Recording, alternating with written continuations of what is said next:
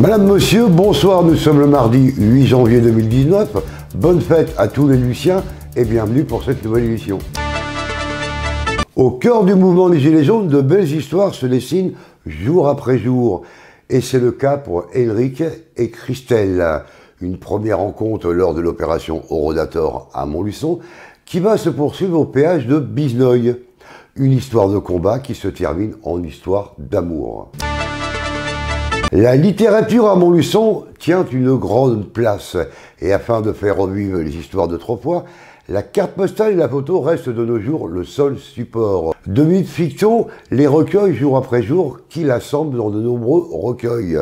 La reproduction des cartes postales et photos est accompagnée d'un commentaire qui en fait une véritable visite guidée.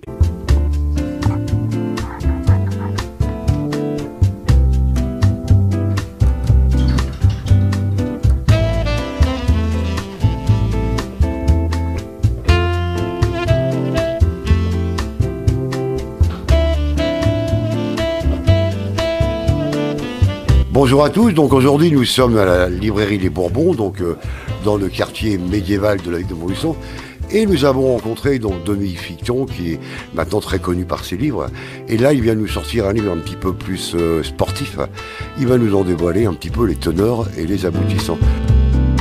Dominique, ça va? Ah ça va, super, impeccable. Alors parle-nous un petit peu de ton nouveau livre qui vient de sortir.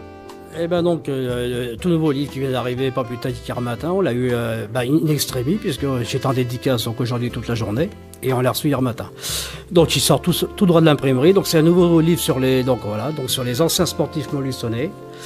Il y a beaucoup de photos anciennes, les premières photos que j'ai, la première photo doit dater de 1900.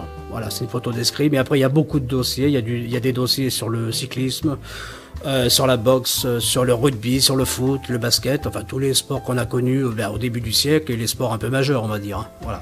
alors donne-nous un petit peu l'envie de venir acheter ton livre. Qu'on peut trouver de pétillant dedans? Alors ce qui est pétillant, c'est que par rapport à d'habitude, c'est que 90% des photos qui sont à l'intérieur ne sont pas sur Internet. Parce que les gens maintenant, la simplicité, on est chez soi devant l'ordinateur, on tape, on clique, on cherche des photos qu'on trouve ou qu'on trouve pas, bon, des fois de mauvaise qualité. Là, l'originalité, c'est que les photos, c'est des originaux qui sont aux archives municipales, donc qui sont jamais sortis des archives. Donc, à part les gens qui les ont vus, bon, bah, visuellement comme ça, mais ça en reste là, ou qu'on fait quelques photos éventuellement, parce qu'on peut faire des photos avec un portable. Voilà, donc 90% des photos sont des photos inédites, on va dire. Donc c'est ça déjà l'originalité. Après, bah, des photos anciennes, notamment par exemple, je sais pas, moi, des photos de rugby ou de boxe des années 20-30. Donc il y a beaucoup de gens sportifs anciens ou même actuels, ou bon, même des gens de la famille et tout, qui n'ont jamais vu les photos. Voilà.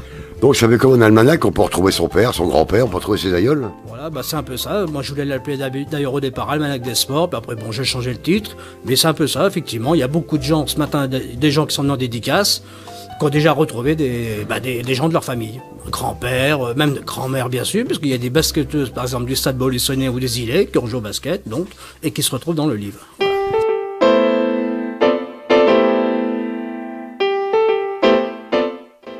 On parle donc de basket, on parle de rugby, on parle de football. Est-ce qu'il y a des sports un peu disparus? Eh bien, disparu, bon, qui marche encore l'escrime, mais bon, disparu par exemple le motonautisme, ça se fait quasiment plus à Montluçon.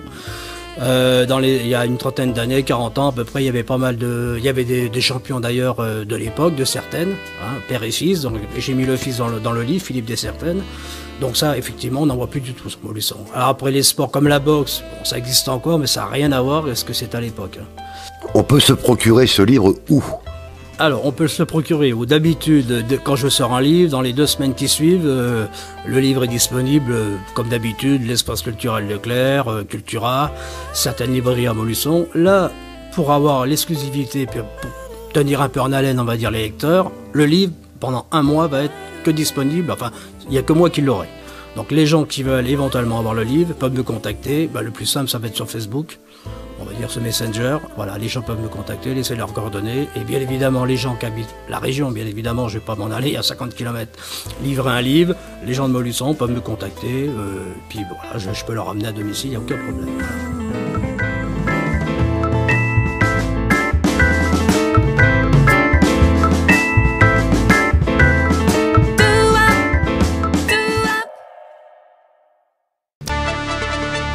Une nouvelle étoile est née au foot golf. Il a vécu à Montluçon entre 2001 et 2017. Il vient d'être sacré champion du monde par équipe de foot golf. C'était le 15 décembre à Marrakech. Le foot golf est un sport créé en 2008. L'enjeu est simple. Amener le ballon du départ au drapeau en un minimum de frappe. C'est comme au golf. Nous sommes pratiquement tous trop jeunes. Mais revenons un peu dans le temps. Nous sommes en août 1944. Montluçon était libéré. À août 1944, une des grandes périodes de mémoire à Montluçon. Le 12 août 1944, vers 14h45, 50 hommes du corps franc bonnet large des Murs, c'est le mouvement unifié de la résistance, attaquent un convoi allemand entre Douai et Bézenay à l'est de Montluçon. Les Allemands décident de se venger. La Gestapo demande de lui remettre les civils français qui avaient été arrêtés quelques jours auparavant et emprisonnés à la caserne Richemont de Montluçon. Les Allemands gardaient 52 prisonniers dont 8 femmes. Le 14 août, au lever du jour, un agent de la Gestapo rentre dans les cellules et fait sortir tous les prisonniers, sauf les femmes et 2 hommes, qui seront libérés le jour même. 42 hommes sont emmenés à la carrière des Grises sur la commune de Prémilla au sud de Montluçon, où ils seront exécutés entre 6 et 7 heures du matin. Je suis né en 1928, alors j'étais enfant, quoi. On savait pas grand-chose, hein, parce que tout le monde avait un peu peur, quoi, parce que on avait peur des Boches. Pourquoi je dis toujours les Boches? Parce que les 2 frères de mon père ont été tués à la guerre de 14 et ma grand-mère m'a un peu élevé. Alors quand on parlait d'eux, on disait toujours les Boches et les Prussiens. C'est comme ça que j'ai vécu toute mon enfance.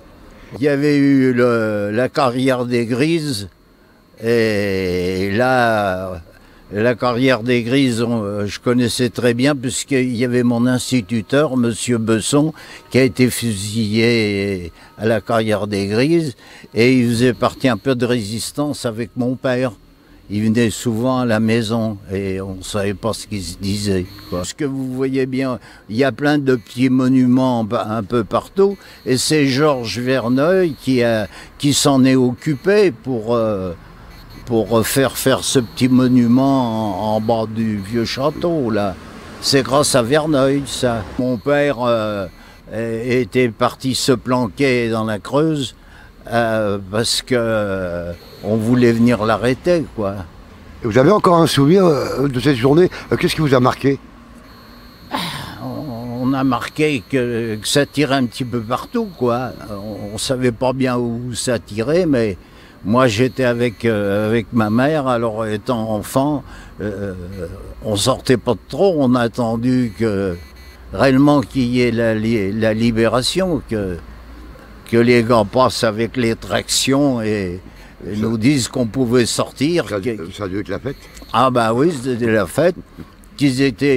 Normalement, ils ont dû se replier sur Moulins, qu'on a su, mais vrai ou faux, vous savez, on n'avait pas beaucoup d'informations. Hein. Ah ben ils étaient toujours à la caserne. Bah oui, ils étaient toujours à la caserne depuis le... Mais ils étaient un peu traqués parce que ils étaient vers le pont Saint-Pierre, là-bas dans l'hôtel de l'Écu, là. Et les maquis sont venus avec une traction et ils les avaient mitraillés. Alors ça doit être après ça qu'ils ont tué les 42 gars à la carrière des Grises.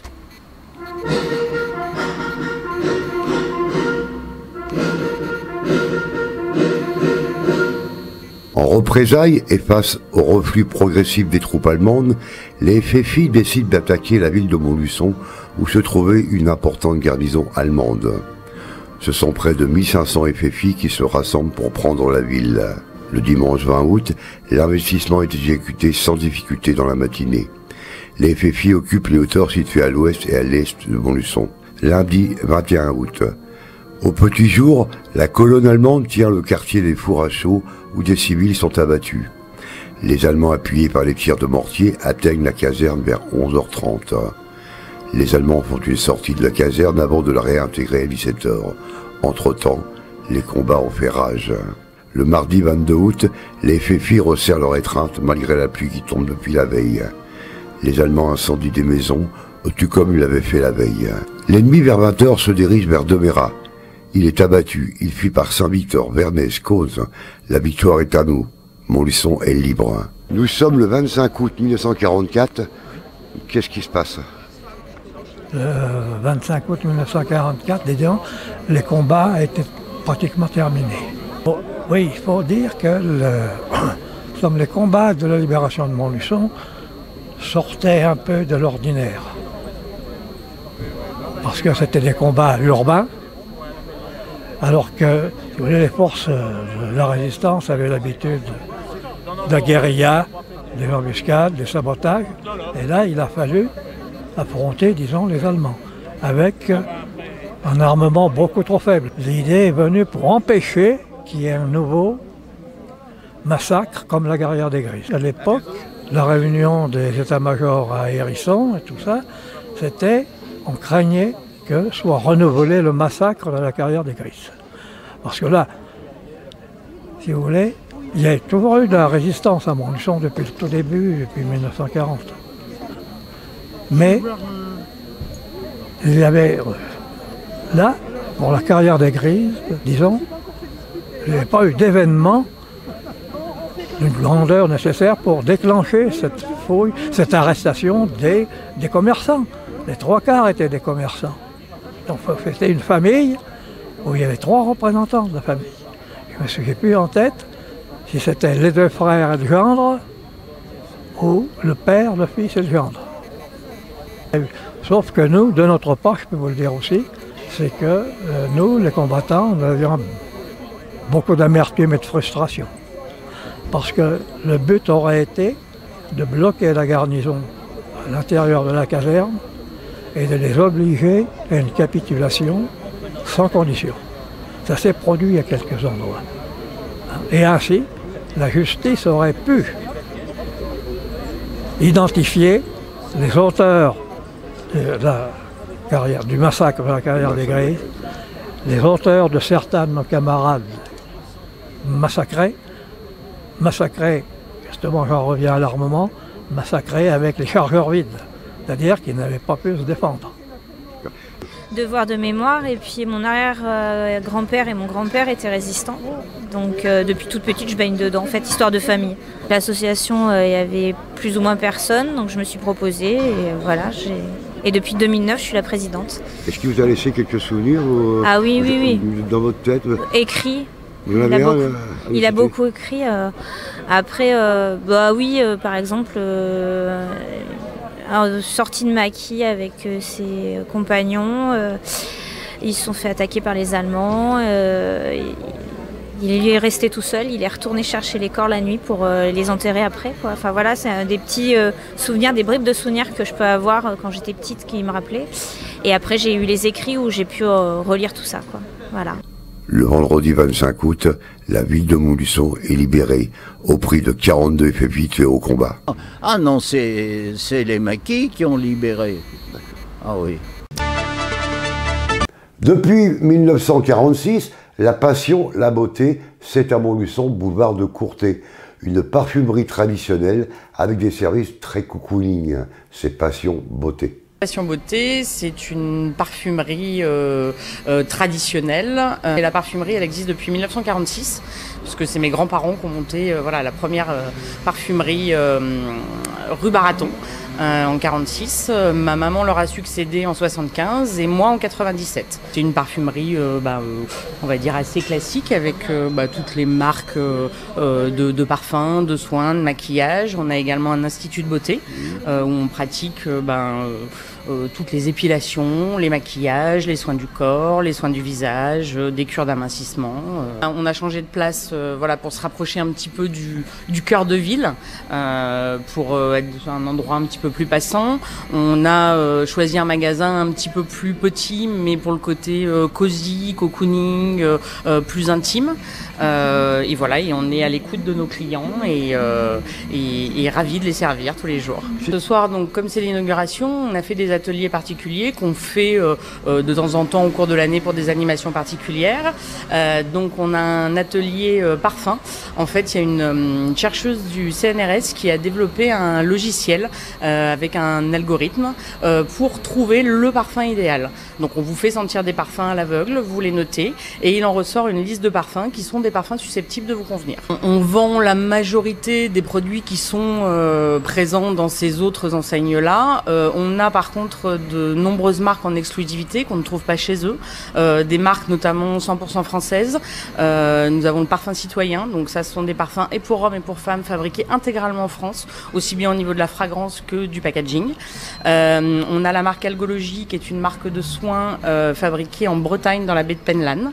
On a l'Institut qui est vraiment notre force parce que c'est voilà, vraiment notre cœur de métier.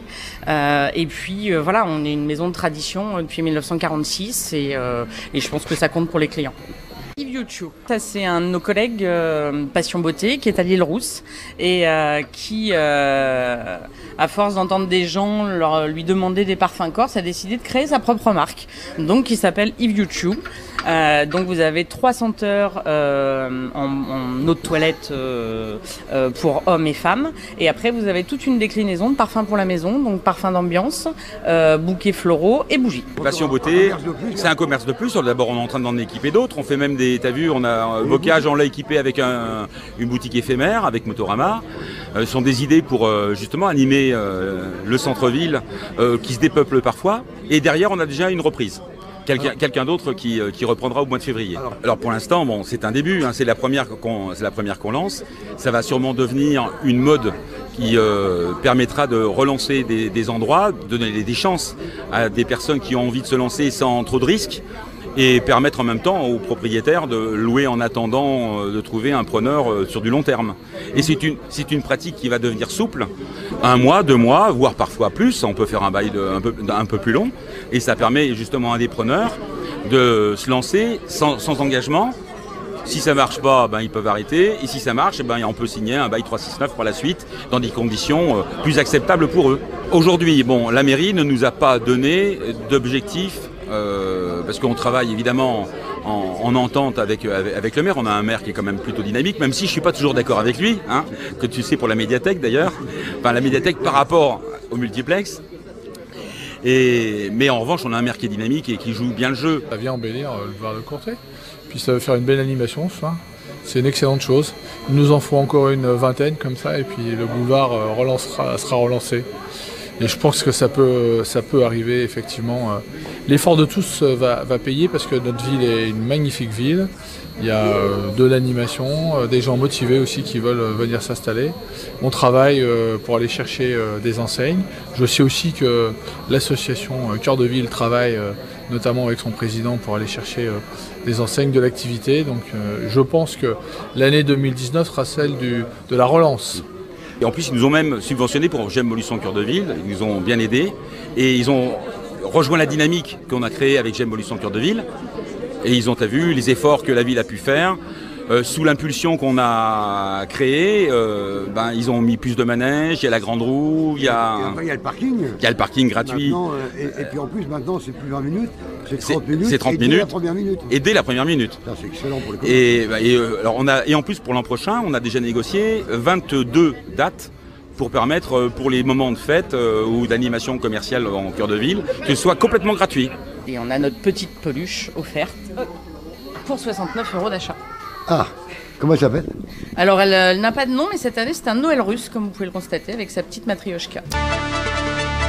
À Felletin dans la Creuse, c'était les journées européennes du feutre. De très nombreuses animations autour de la laine et du feutre. Nous sommes à Felletin dans la Creuse et je vous invite à découvrir une exposition magnifique.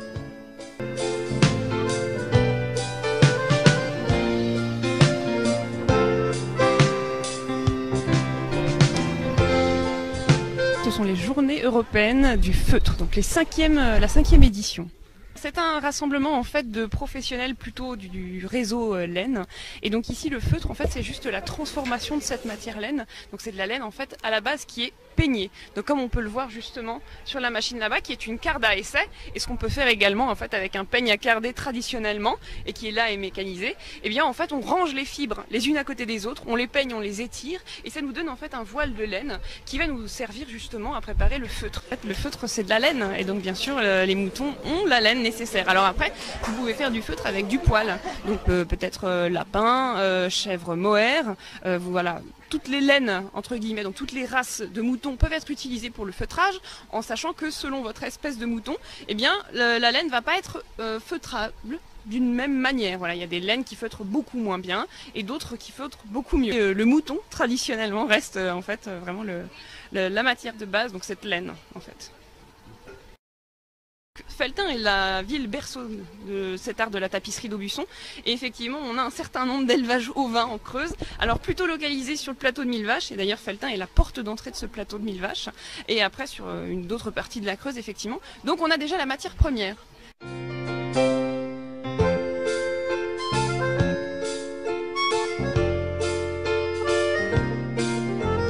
Alors ici on est devant l'église Notre-Dame du Château, qui est en fait la deuxième église de Felletin.